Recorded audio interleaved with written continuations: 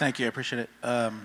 So I just want to say, first of all, that I see all the time in court stories like the ones that we've seen on this video just now. And, stories like DJ's really just breaks my heart, because there's way too many. But, I'm honored and privileged that I get to, say some words to you tonight and have an open, honest talk with you. And I'm so glad that we are coming together as a community to talk about this stuff, because that's really important to get it out in the open. So I just want to tell you a little bit about my story, my journey. I grew up in Columbia. I'm in Wilson Hills there, if you know where that is. I got two brothers. One's here tonight. Family of 5. My dad, who's also here tonight, he wasn't around a whole lot back then. Things have obviously changed now, but so it was most of the time, he was working or doing sports and stuff like that. But most of the time it was me and my brother, my brothers and my mom. And when I was about 10 years old, parents got divorced. And then my now ex-stepfather entered the picture, and needless to say, we didn't get along very well. We ended up moving shortly thereafter to Troy, Illinois, and that's where he's from. And like I said, we didn't get along at all, and so I wanted to stay away from home and him as much as possible. So that's what I did, as a teenager, and that's not good when you're 15 years old and you're out all the time. Because you get into things, and I remember I felt like empty inside, and like I had like something was missing, and I just wanted it to stop, and so I got into drugs. I was about 15, 16 years old, and I always wanted to just take all that pain away, and all the emptiness. But every time I used, it was always worse than before. Every time it was always worse than before, and I never could make it right. And I started doing things that I normally wouldn't do, which most people who use drugs, they do things they normally wouldn't do. And in September of 1998, I committed a burglary.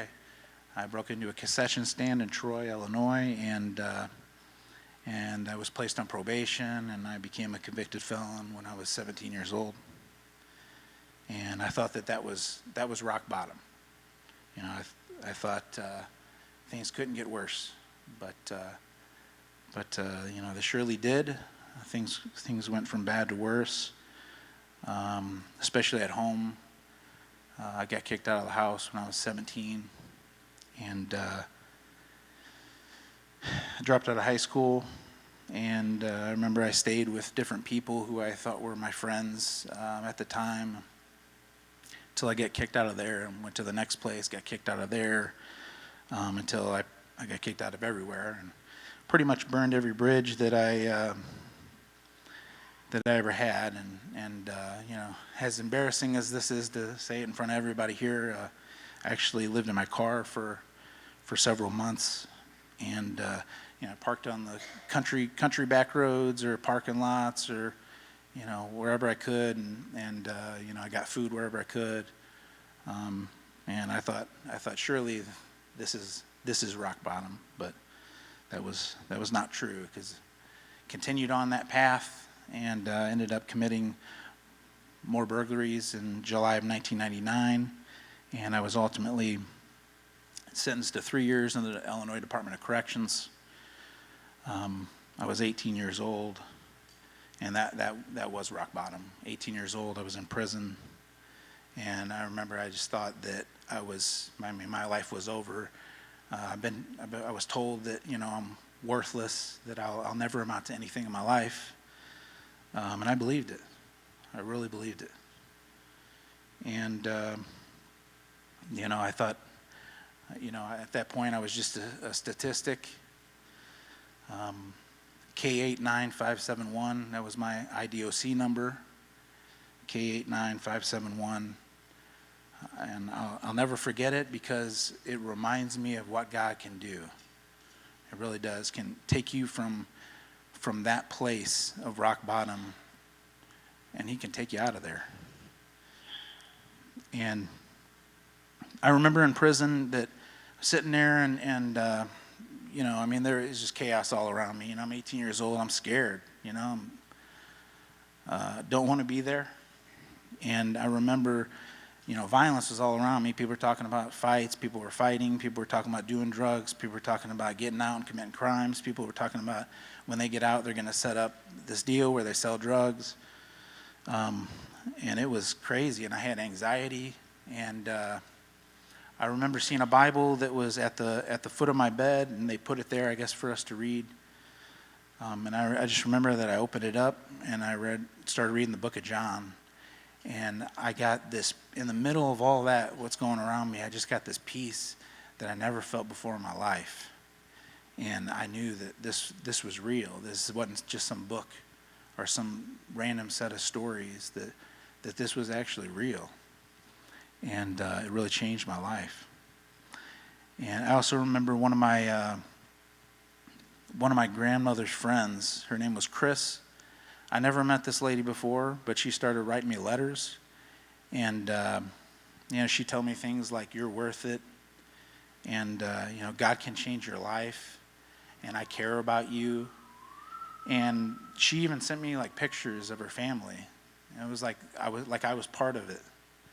And, at first I wasn't used to that. I was always shut down. I don't want to let anybody in. And at first I was like, this is kind of weird. This lady don't even know me. She's writing me all these letters and telling me these things, but she kept on writing, and telling me she's praying for me. And she was the only one really that wrote me. And I started to believe what she was saying. And I started to believe what the Bible said, that Jesus could change my life, that I didn't have to be that same person, that he could make me into a new person, and that he had purpose for my life. And I just want to say how important it is for people to have support from other people, family, friends. And I'm not talking about enabling others. I'm talking about support. And I just want to say that on Tuesday nights here at 6:30, there's a program called Celebrate Recovery. Meets here on Tuesdays, right back here in this room. And for anybody that's struggling with any addiction, I would totally recommend that to anybody. It's a great program, a lot of support, a lot of accountability, and it's really good stuff. So that is very important to have a support system around you, though. When I was in prison, I remember the first real accomplishment pretty much in my life was that I got my GED, and that was so important to me that I actually accomplished something for myself, and it still is. I was released after about a year, and then I did about 6 months on house arrest, and people started coming around. Same old friends that I known before, wanting to do the same things, and I realized really quick that I had to get out of there. And so the day that I got off house arrest, I moved back to Columbia. And that was so important to get out of the environment you're in. It's important for anybody struggling with things, because those people are going to come around, and they're always going to come around and always going to be asking you to go out and get high or do whatever. It's very important to get out of your environment, but it's also probably the most important thing or most difficult thing that you're gonna have to do. But it's very vital. So I was in this new environment. I had a support system, great support system. My family was really, really awesome, and they've always supported me. And I just started going to college. I went to college, and my dad, as you've seen in the video, he actually convinced me to go to law school. And I got into law school. And I've been blessed with many great opportunities that I never thought were possible. I clerked at the Alabama Supreme Court in 2008 for the now Chief Justice, Tom Parker. I passed the Illinois and Missouri bars. I joined the Kansas City Public Defender's Office in 2012, and I got great trial experience there. I mean, first-degree murders, second-degree murders, robberies, really great experience. I won awards there for, most acquittals in 2014, most jury trials. In 2015, March 1st, I was promoted and transferred to Farmington, Missouri, became the deputy district defender there, and I basically managed a 15-employee law firm that represented defendants in 12 counties in southeast Missouri. And that same year, our office actually won District Office of the Year for the entire state of Missouri. And nothing was quite as cool, I think, as when Chris Hitzman, he's here somewhere, but he asked me to come and work with him in December of 2016 in the state's attorney's office, and I mean, that was really cool.